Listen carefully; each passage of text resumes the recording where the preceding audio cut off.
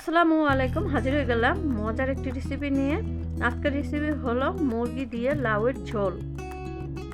মুরগি খেতে যারা পছন্দ করে তারা কিন্তু অবশ্যই মুরগির ভিতরে আলু দেয়, আর আলু না দিয়ে লাউ দিয়ে মুরগি রান্না করলে কিন্তু খেতে অসম্ভব মজা হয়।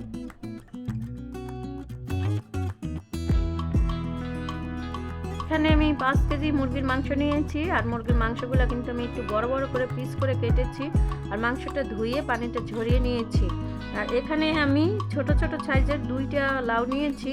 যেহেতু 5 কেজি মুরগি রান্না করব, সেই জন্য আমি 2টা লাউ নিয়েছি। যেহেতু 5 কেজি মুরগি, সেজন্য তো ছোট পাতিলে হবে না, এর জন্য আমি বড় একটি সসপ্যান বসিয়ে দিয়েছি। আর তার ভিতরে দিয়ে দিলাম আমি হালিমের যে বাটিটা আছে সেই বাটিটা দিয়ে 1 বাটি পেঁয়াজ কুচি। আর এখানে আমি 250 গ্রাম পরিমাণ তেল দিয়ে দিলাম। আর এখানে গরম মশলা আমি 5টা এলাচ, 5টা লং, 5টা দারচিনি, আমি এলাচগুলো একটু ছেঁচা দিয়ে দিয়েছি।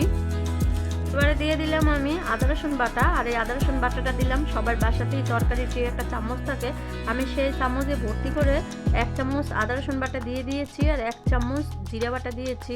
আর দিয়ে দিলাম 1 চামচ হলুদের গুঁড়া, 1 চামচ ধনিয়ার গুঁড়া, 1 চামচ মরিচের গুঁড়া।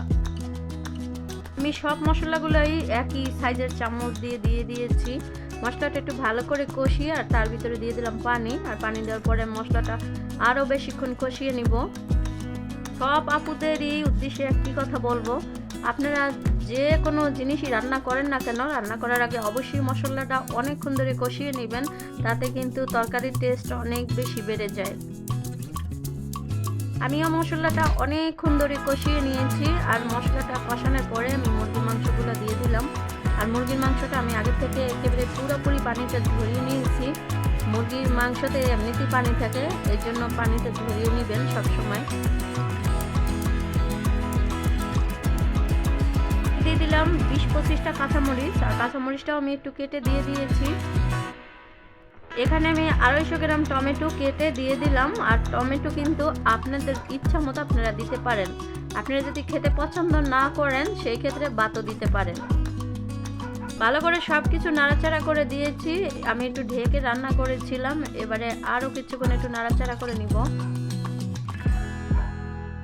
মুরগির মাংসটা মোটামুটি ভালো করে একটু কষিয়ে নিয়েছি। এবার আমি উপরে লাউটা দিয়ে দিলাম। আর লাউটা দেওয়ার পরে আমি আরও কিছুক্ষণ ঢেকে রেখেছিলাম। লাউটা কিন্তু কোনো রকম নাড়াচাড়া করিনি। তো মোটামুটি যখন লাউটা একটু হালকা সিদ্ধ হয়ে আসবে তখনই নাড়াচাড়া করে দিতে হবে। আমি কিন্তু লাউ আর মুরগি একত্রে ভালো করে নেড়েচেড়ে মিশিয়ে দিয়েছিলাম। আর আপনারা দেখে অবশ্যই বুঝেছেন যে লাউয়ের ভিতরে যে পানিগুলো ছিল সেই পানিগুলোতে এই মুরগিটা সিদ্ধ হয়ে যাচ্ছে। আমি কিন্তু কোনো রকম পানি এখনো দেইনি। লাউ দিয়ে মুরগি রান্না করলে যে এত মজা হয় আমি আগে জানতাম না। লাউটা মাংসের ভিতরে দেওয়ার পরে যে ঝোলটা ছিল সেটা দিয়ে আমি রান্নাটা কমপ্লিট করে নিলাম। লাউটা সিদ্ধ হয়ে গেছে আর রান্নাটা আমার কমপ্লিট হয়ে গেছে। আমি চুলাটা অফ করে দিয়েছি। আর চুলাটা অফ করার আগে কিন্তু অবশ্যই আমি ভাজা জিরের গুঁড়ো দিয়েছিলাম 1 চামচ। যারা যারা এখনও লাউ দিয়ে এভাবে মুরগির ঝোল করে খান নাই তারা একবারের জন্য ট্রাই করবেন, এই রেসিপিটা খুবই মজার। তো আজ এই পর্যন্তই। আপনাদের সুস্থতা কামনা করে আমি বিদায় নিচ্ছি। আল্লাহ হাফেজ।